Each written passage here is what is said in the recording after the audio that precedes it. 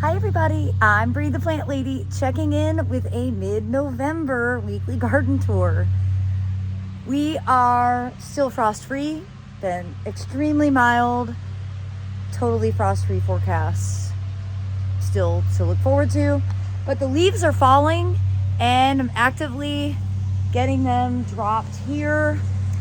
We mulch them with lawnmower and then with the bagging attachment are able to just sort of dump them in place. And I'm really concentrating on putting a lot of leaves here under the taxodium before I empty out the bags of soil cube, so that over time these leaves will break down and turn into soil and it'll be a really lush bed. There's a lot of root competition here. Didn't really want to have to dig into the ground to get the ferns planted. So I think this technique of doing really thick layers of leaves is, in the long run, going to work out very well.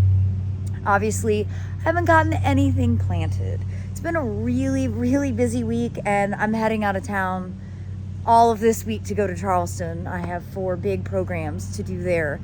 So, not a lot new to report, but it's always fun to take you around. So without further ado, let me show you what's going on.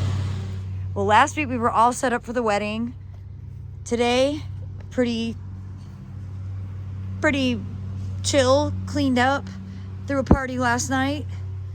And you can see the greenhouse is, I don't have any plants in here yet because again, we're frost free. It's not really any motivation. I have some liquor to put away. But really great place to throw a party.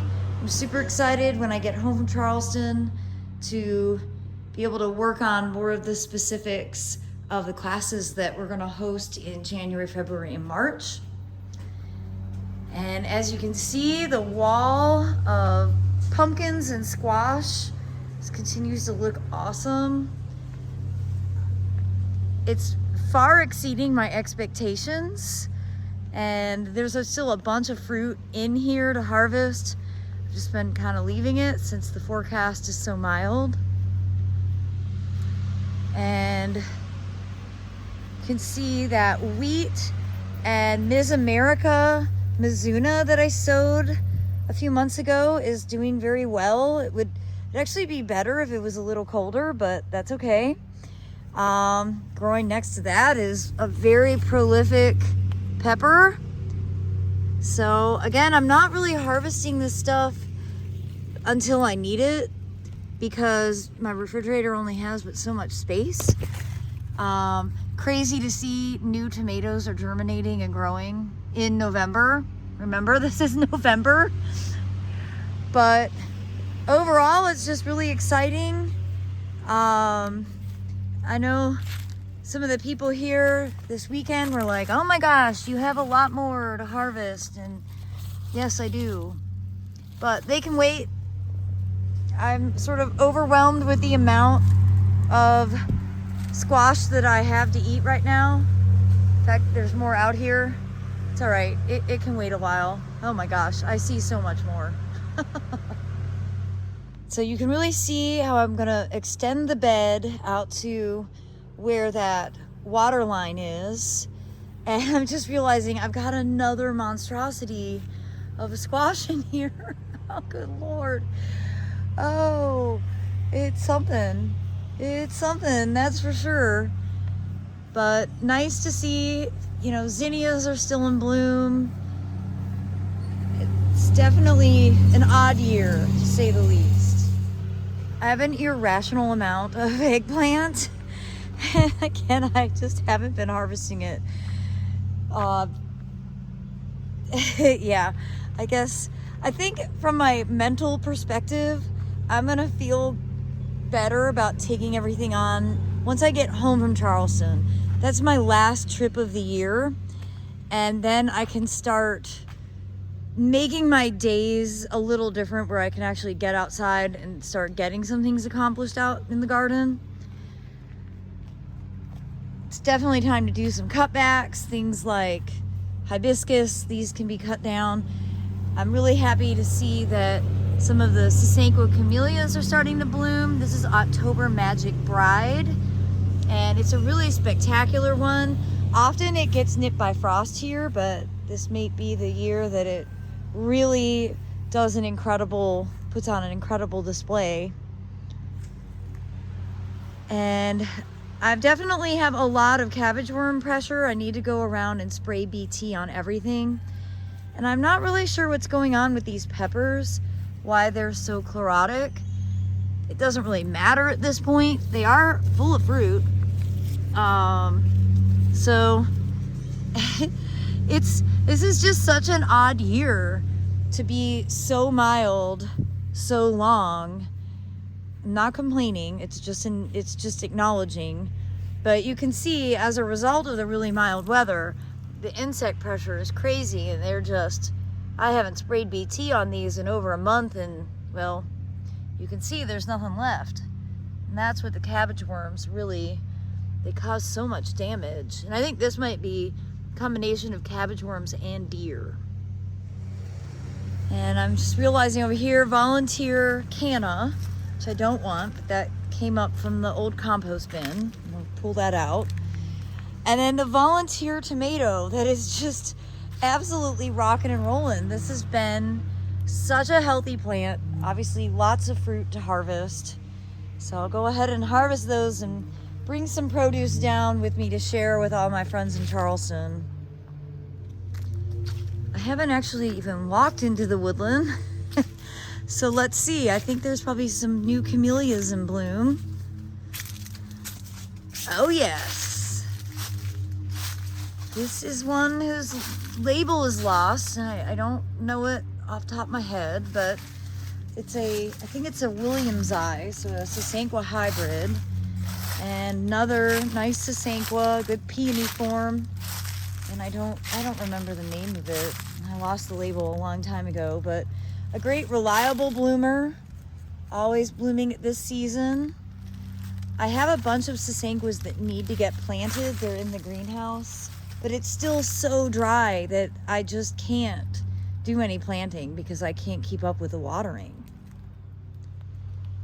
And the woodland, to be honest, I think it looks better when the leaves fall on it. So then you don't necessarily see some of the messy stuff, but of course there are a lot of winter weeds starting to be activated in here. I'm not going to worry about it.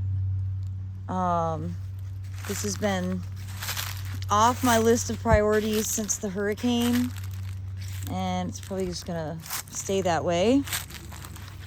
It went from extremely wet to extremely dry. Turns out I don't really like gardening in extremes.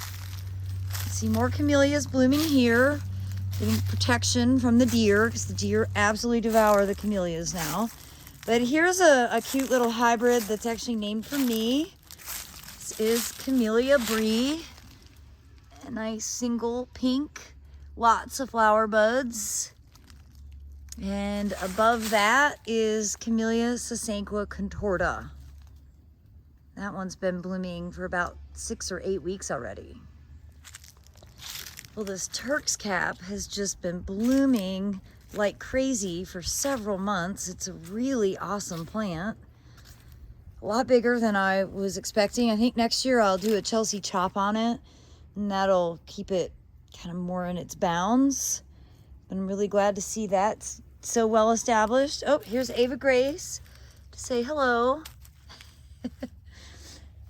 And you can see, had some young relatives visiting this weekend, and they painted some of the giant squashes.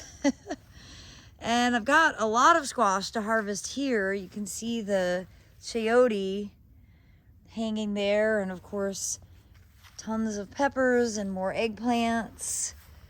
These are all starting to turn. I have not been doing a good job of watering.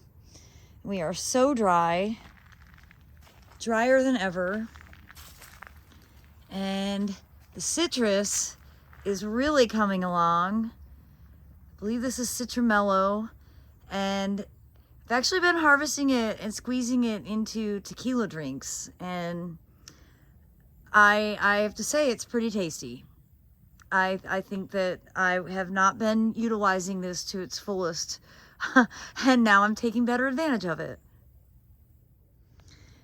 Well, I'll definitely acknowledge that my to-do list is quite long, but I have confidence that I will be ready to tackle it once I get back from Charleston. Last trip of the year, psychologically, it means a lot. And we still have figs. I'm gonna go ahead and nibble this one. They're not as tasty, as much flavor, I should say, at this season, but they're still pretty delicious. And these tomatoes are definitely winding down, also because I haven't watered them. So that's part of the problem. But oh, I see a fruit over here, beyond ready to be harvested. So that's really great. Mid-November tomato harvest.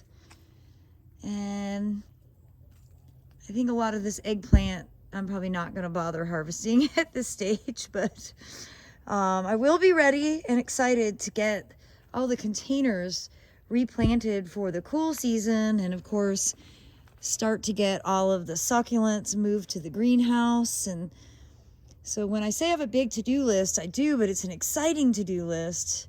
It's just not quite time.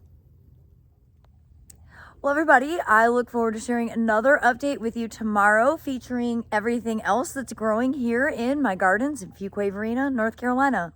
As always, thanks so much for watching, and happy gardening.